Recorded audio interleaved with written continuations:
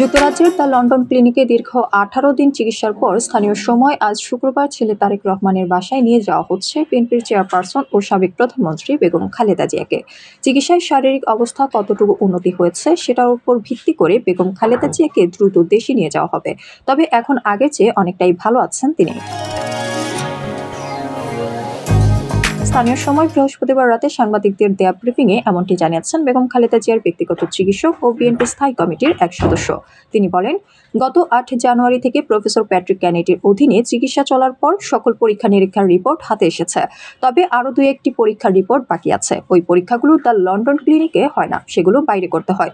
এই পরীক্ষাগুলোর ব্যবস্থা the London ক্লিনিকের চিকিৎসকরাই করেছেন। এগুলোর রিপোর্ট শিগগিরই চলে আসবে। তবে আগের চেয়ে অনেক ভালো আছেন বেগম খালেদা জিয়া। লিভার ট্রান্সপ্লান্টের বিষয়ে তিনি বলেন, এ নিয়ে এখনো সিদ্ধান্ত